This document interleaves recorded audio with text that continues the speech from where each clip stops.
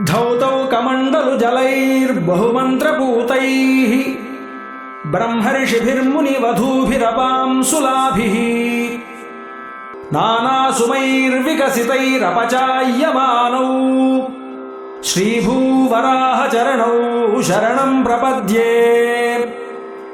धौतौ कमण्डलु जलैर्बहुमन्त्रपूतैः ब्रह्मर्षिभिर्मुनिवधूभिरपां सुलाभिः नानासुमैर्विकसितैरपचायमानौ श्रीभूवराहचरणौ शरणं प्रपद्ये। पुण्यावने जलजलं परमं यदीयं ब्रह्मादयः सुरवराः परमर्षयोऽपि प्रोक्षन्ति भक्तिरसिकाः सुजनाः शिरस्सु श्रीभूवराहचरणौ शरणं प्रपद्ये।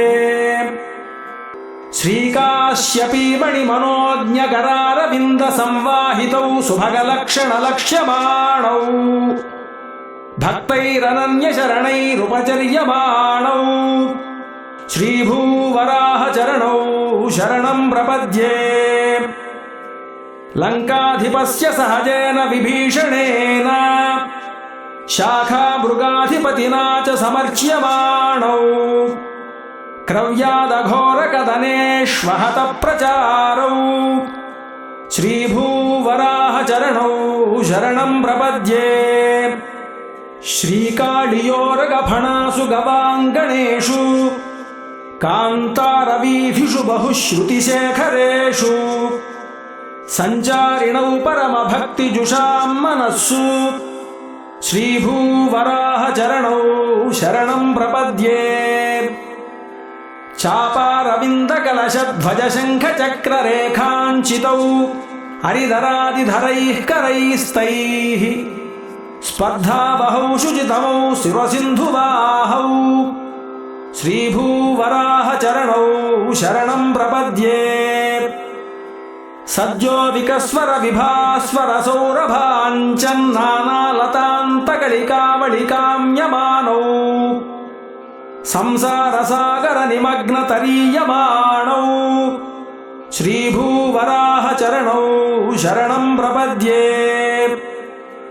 आताम्ररोचिरवधीरितपद्मरागौ इन्द्राश्मरश्मिवरिवस्यतमञ्जिमानौ इन्दुद्युतिस्तबकहासिनखांशुभासौ श्रीभूवराहचरणौ शरणं प्रपद्ये। साम्ये परस्परसमावसमौ जगत्यां पद्मादिदिव्यमहिषी परिचायमानौ सर्वस्य लोकनिवहस्य सदा शरण्यौ श्रीभूवराहचरणौ शरणं प्रपद्ये। सद्यो विकस्वरसरोरुहरागरोहैः नीराजितौ निखिलविष्टपपोपुवौ च प्रायः समस्तजनदुर्गुणलोलुवौ तौ श्रीभूवराहचरणौ शरणं प्रपद्ये। सप्तर्षिभिर्विमलमानसपुण्यतीर्थैः धौतौ अपाकृतमलौ स्वपदाश्रितानां सेवार्थिनां विविधवाञ्छितदानदक्षौ श्रीभूवराहचरणौ शरणं प्रपद्ये। यत्पादपङ्कजरजः प्रसृते शिलापि स्त्रीरूपमापशबरी परमं पदं च विश्वैकपावनविलक्षणलक्षणाढ्यौ श्रीभूवराहचरणौ शरणं प्रपद्ये। यत्पादपङ्कजरजः प्रसृते शिलापि स्त्रीरूपमापशबरी परमं पदं च विश्वैकपावनविलक्षणलक्षणाढ्यौ श्रीभूवराहचरणौ शरणं प्रपद्ये।